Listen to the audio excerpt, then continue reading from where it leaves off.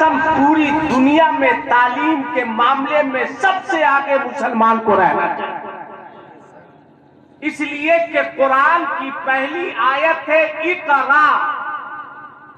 इकरा तालीम ही से शुरू है, मगर सबसे पीछे मुसलमान बच्चों का क्या हाल है। अभी देख लीजिए, शादी का सीजन है, शादी का माहौल है। आज से 4 दिन पहले मैं जा रहा था 4 व्हीलर से, देखा एक बारात जा रही, रास्ता जाम है। मैंने कहा किसकी बारात है, पूछा तो ड्राइवर ने पता करके बताया कि मुसलमान की बारात है। इस कदर लोग नाच रहे थे, जैसे लगता है कि इन लोगों को नाचने ही के लिए पैदा किया गया। इनको तो कोई दिक्कत नहीं है, पटाखा फोड़ रहे हैं, अपने बाप का पैसा लगे तब ना अफसोस हो। वो तो लड़की के बाप का पैसा लग रहा है, डीजे बजा रहे हैं, अपना पैसा खर्च हो तब ना। वो तो लड़की के बाप का पैसा है, गाना बजा रहे हैं, नाच रहे हैं, डांस कर रहे हैं। आखिर आप जा कहां रहे भाई? आप मोहल्ले से गुजर जाइए, छोटे छोटे बच्चों को देखिए मोबाइल में गेम खेलते। जिन बच्चों के हाथों में किताबें होनी चाहिए, जिन बच्चों के हाथों में कलम होना चाहिए, आज उन बच्चों के हाथों में किताबें नहीं है, कलम नहीं है, मोबाइल थमा दिया गया। मैं कलकत्ता एयरपोर्ट पे था, लाइन लगी हुई थी। अब जहाज में जाना था, एक नौजवान 30 साल 35 साल की उम्र का, सादा शर्ट, सादा पैंट पहने, टाई लगाए, हाथ में अटैची। उसने आकर कहा सलाम वालेकुम हजरत। मैंने कहा वालेकुम अस्सलाम। मैं सोचा ये भी मुसाफिर होगा। कहा कहां तशरीफ ले जा रहे हैं? मैंने कहा मैं लखनऊ जा रहा हूं। उसने अपना नाम बताया, वो नौजवान मुसलमान था। कहा आइए, वेलकम, खुश आमदेद। मैंने कहा मतलब? कहा आप जिस फ्लाइट से लखनऊ जाइएगा उस फ्लाइट का पायलट मैं ही हूं। इतनी खुशी हुई मुझको, इतनी खुशी हुई, वाकई उस वक्त सीना 56 इंच का हो गया कि चलो मेरी कौम का बच्चा हवाई जहाज तो चला रहा है। एक वो बच्चे हैं कि हवाई जहाज चला रहे हैं, अरे एक ये बच्चे हैं जो पबजी चला रहे हैं। तरक्की कौन करेगा? आगे कौन बढ़ेगा? कौन आगे बढ़ेगा? याद रखिए, आप सिर्फ नारा लगाने के लिए पैदा नहीं हुए। याद रखिए, सिर्फ आप मुहर्रम में डंका बजाने के लिए पैदा नहीं हुए। याद रखिए, सिर्फ आप मज़ारात पे चादर चढ़ाने के लिए पैदा नहीं हुए। याद रखिए, आप अपने समाज को, आपका अखलाक कहाँ है, आपका किरदार कहाँ है? आज लोग हमसे दूर क्यों भाग रहे हैं? हमने कभी उसको मजहब समझाया? हमने कभी उसको इस्लाम समझाया? हमने कभी उसको दीन समझाया? मैं तो जलसे में कहता हूं कि अब वक्त है, लोगों से दूरी मत बनाओ, करीबी बनाओ।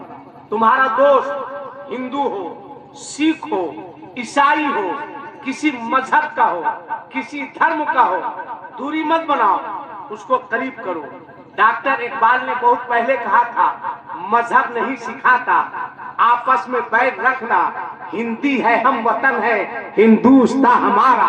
बस इस शेर पे अमल करो, करीब करो भाई, लोगों को दीन समझाओ, लोगों को इस्लाम बताओ, करीब करो। अगर तुम्हारा दोस्त कॉलेज का हो, तुम्हारा दोस्त किसी जगह का हो, अगर वो गैर मुस्लिम है, वो हिंदू है, उसको करीब करो।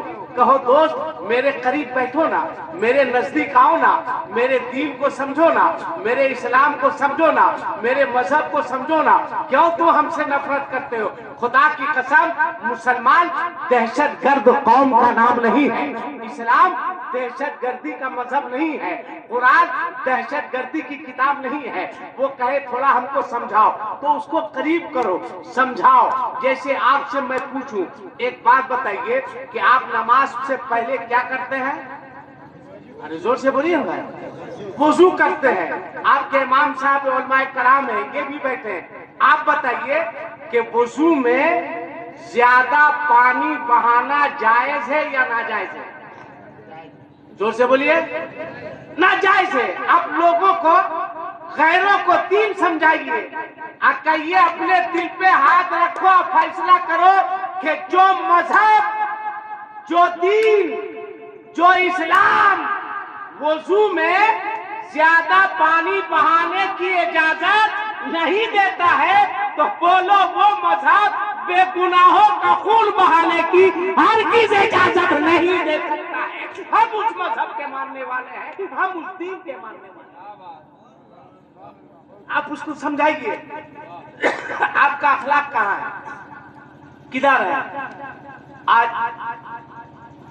बहुत अफसोस होता है, बुढ़ापे में अगर जिसके 4 बच्चे हैं, आज बाप को तकसीम किया जाता है कि 3 महीना वो बेटा खिलाएगा, 3 महीना वो बेटा खिलाएगा, 3 महीना वो बेटा खिलाएगा, 3 महीना वो बेटा खिलाएगा। 4 बच्चे हैं तो 3-3 महीना। 4 बच्चे मिलकर एक बाप की परवरिश नहीं कर पा रहे हैं, और एक बाप तन्हे तन्हा अपने 4 बच्चों की परवरिश कर लेता है।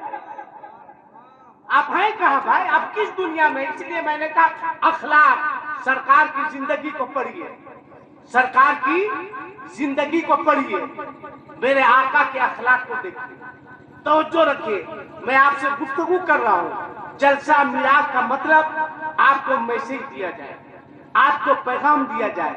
मेरे आका की सीरत को देखो, मेरे आका के अखलाक को देखो, खाली नारा मत लगाओ। जब मेरे मुस्तफा बज़ाहिर दुनिया से तशरीफ ले गए तो अबू बकर सिद्दीक रज़ी अल्लाह ताला अन्हु अम्मी आयशा के पास आए और आपने पूछा, ए आयशा, कोई ऐसा काम बताओ, ऐसा काम बताओ जो मुस्तफा करते थे जिसका इल्म बज़ाहिर हम लोगों को नहीं है। गौर से सुनिएगा। अम्मी आयशा ने अर्ज किया कि हाँ, नमाज फज्र के बाद मुस्तफा जाने रहमत मस्जिद नबी से तशरीफ लाते और मुझसे फरमाते, आयशा खीर बनाओ और चावल को एकदम गला देना। मैं खीर बनाती, ये प्याली देखिए, इस प्याली में आका खीर लेते और निकल जाते। कहाँ जाते, किसके पास जाते, कौन खाता, किसको खिलाते, ये या तो मुस्तफा जानते हैं या परवरदिगारे आलम जानता है। जब मुस्तफा वापिस आते तो प्याली खाली रहती। अबू बकर सिद्दीक ने अम्मी आयशा से फरमाया, ए आयशा, कल फजर के बाद मैं आऊंगा, तुम खीर तैयार रखना, उसी तरह बनाना, उसी तरह बनाना जिस तरह मुस्तफा को बनाकर देती थी, आका को बनाकर देती थी। अम्मी आयशा ने कहा ठीक है। नमाज फज्र के बाद अबू बकर सिद्दीक रज़ियल्लाहु ताला अन्हु अम्मी आयशा के हुजरे में आए और आपने फरमाया, आयशा खीर तैयार है। अर्ज किया, हाँ तैयार है। कहा खीर को उसी प्याली में देना। अम्मी आयशा प्याली लाती है, उस खीर को प्याली में डालती है, हजरत अबू बकर सिद्दीक के हाथ में दे देती है। अबू बकर सिद्दीक प्याली को हाथ में लेकर जिसमें खीर है निकल जाते हैं, चलते हैं। याद रखिएगा, सहाबा को ये पूछने की जरूरत नहीं पड़ती थी कि मेरे मुस्तफा का गुजर किधर से हुआ है, बल्कि सहाबा खुशबू से पहचान लिया करते थे मुस्तफा जाने रहमत किधर किधर से गुजरे हैं। जोर से बोलो सुभान अल्लाह। ये देखिए कारी रज़ा मुस्तफा साहब, माशाअल्लाह खरामा आ रहे हैं। मैं आपसे जो है गुफ्तगू कर रहा हूँ। देखिए माशाअल्लाह, ये हमारे उलमाए कराम है, ये सब हमारे सर के ताज हैं, ये सब हमारे सर के ताज हैं। अभी 1 महीना जितना इन इमामों ने झेला है शायद कोई नहीं झेला होगा। 11 महीना मस्जिद खाली रहती है। रमजान में देखिए 1.5 मीटर का मिसवाक लिए हुए हैं, खस रहा है, जेब में मिसवाक, पॉकेट में मिसवाक, मस्जिद पहुंचा, सुन्नत की फिक्र नहीं है, खाली कांटा देखेगा कई मिनट बाकी है। अगर 1.5 मिनट लेट हुआ कहेगा क्या सेक्रेटरी साहब ऐसी काम चलेगा। 11 महीना कैसे चलता था इस कौम का, یہ حال ہے. عجیب معاملہ ہے بھائی, سمجھ میں نہیں آتا ہے. کسی کھینی کھانے والے سے پوچھئے کہ کھینی چھوڑ دیجئے نا, وہ کہے گا نہیں مولانا صاحب 1 مہینہ سے کھا رہے, کھینی کھانے کی عادت ہو گئی. اچھا سگریٹ پینے والے سے پوچھئے کہ سگریٹ چھوڑ دیجئے نا, کہے گا نہیں مولانا صاحب 1 مہینے سے پی رہے, سگریٹ کی عادت ہو گئی ہے.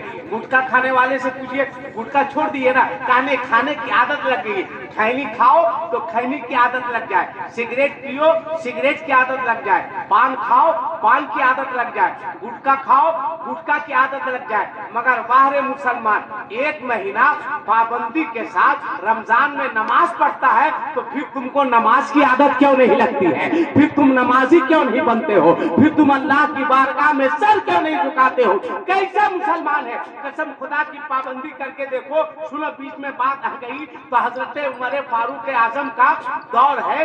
ایک عورت جو ہے راستے سے نماز پڑھنے جاتی تھی. کہاں؟